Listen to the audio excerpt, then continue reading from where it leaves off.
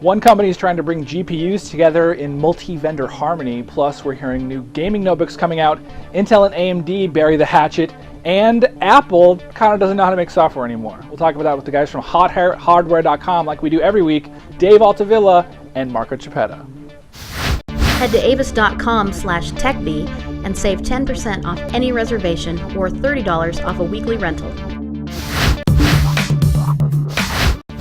Like we do every week, we talk to the guys from HotHardware.com, which is a PC enthusiast site. They focus on souping up your computer to give it the most performance possible. And this week, we're talking about someone actually unifying some of the GPU standards so that they can work together. Marco, can you kind of explain what's going on here for people who might not have quite the comprehension, people like me?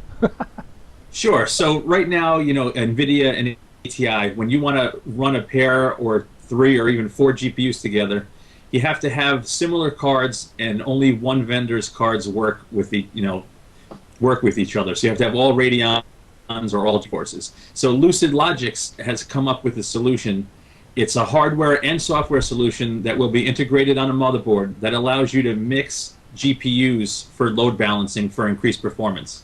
Got it. So essentially, if you buy an ATI card or you buy a Radeon card, a NVIDIA card, you're not locked into one vendor or the other. You can just buy what is the best for your situation with this motherboard. Is that right? Well, sort of. It's also like, if you're a hardware guy like me, you end up with a stack of old hardware as you upgrade over the years. If you have a motherboard equipped with this Lucid Logix Hydra chip, and you already, let's say, have a high-end GeForce, but you have an old, mid-range Radeon laying around, got it. You can add that in and increase your performance. In theory, it doesn't work across the board, but we've done some testing and it's some interesting results. For sure. Well, and how much is it? What's the sort of premium with a solution like this? So, we don't know yet. We tested on an engineering kind of, it wasn't a retail-ready motherboard. But MSI is ready with their Big Bang motherboard that has the chip. We're just not sure what pricing is going to be when it hits the streets. Got it. So we'll kind of have to wait and see on that one. Now, other stuff we're talking about today, Apple in the past has been known for their quality and creating quality products in general. They're a company that is, prides themselves on creating interesting design things. Of course, the iPods are really simple to use. No real problems with that crashing. But in the last maybe 2 or 3 years, people have started to speak up and say that Apple's software quality has declined a little bit. Now, Dave, you guys had a post up on the site about this. Can you kind of tell me what you guys are talking about here? Yeah, absolutely. I mean, and really, it's one of those things where perhaps what you say might come back to bite you. And if we all remember those, and everybody loves those, I'm a Mac and I'm a PC ads, Apple takes pretty firm shots at Microsoft for, lack of stability, incompatibility issues and all that good stuff with various Windows versions. But, as of late, we've really seen a pretty prominent trend in Apple software having major league issues. I mean, the early issues of OS X 10.5 and now some of the major compatibility issues we're seeing for things like, external storage devices not working with Snow Leopard, with scanners and some of the other peripherals. Dan Began on our site actually blogged a little bit about his frustrations with Snow Leopard. Apple TV, vanishing data. I mean, hello, that's like one of the most primary, important functions of Apple TV is to, store your multimedia files. To not lose data, go figure. Yeah, bad problems to have. And so it's a new iteration of the OS, right? They basically rewrote the thing from scratch and threw away a lot of support for old devices. But still, I think that underlying software quality argument, it still rings true to me, at least, Dave. Yeah, no, absolutely. And, let's face it, software, and especially something as complex as an operating system, they're inherently buggy, and there's patches that get released, and, it's the validation process across multiple, platforms, multiple peripherals. It's really a pretty big mountain to climb. And so for Apple to come out and be, aggressive like that in advertising, it comes back to bite them. Microsoft came out with their laptop hunters ads, and that's a pretty quantifiable gripe you can make with any competitive situation. My product costs less than yours. Yeah. Other stuff we're talking about, Intel and AMD are going to actually bury the hatchet for once. The two chip makers known pretty much throughout the world as sort of the top two have been fighting back and forth over various patents, And this week we're hearing that a $1.25 billion settlement is now on the books so that the two companies can essentially share in some patents and stop bickering so much. And interesting note, I heard previously that the $1.25 billion is essentially 12 days of Intel's revenue. It's not like it's a gigantic deal. I don't know, Marco, what's your take on this settlement? Well, it's actually really good news for AMD and Intel, believe it or not. It's not just about the money. The settlement basically ends all the lawsuits between the two companies, so they've been fighting for years.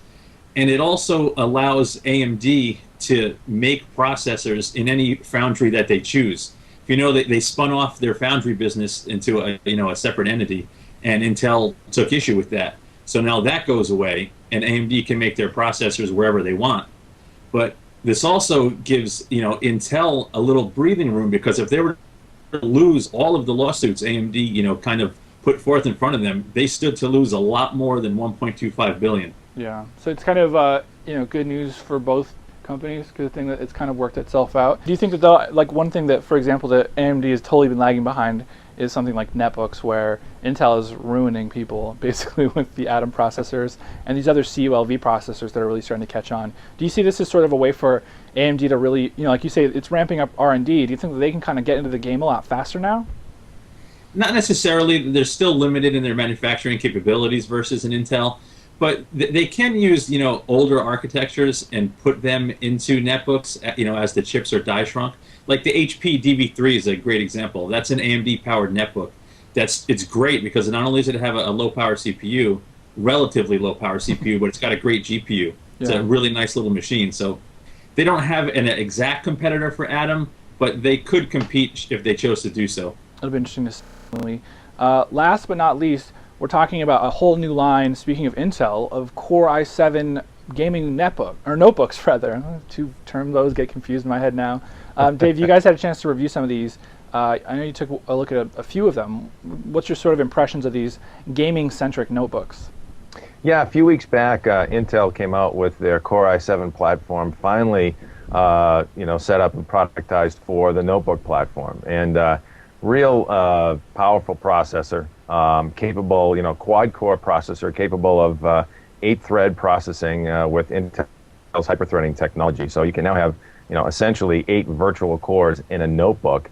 And we took a look at ASUS's one of their G51J, one of their new gaming notebooks based on this. It's actually not too bad. It's about 7.5 pounds, so it's not something you're going to jog through airports with, but it's pretty manageable. It's no netbook, that's for sure.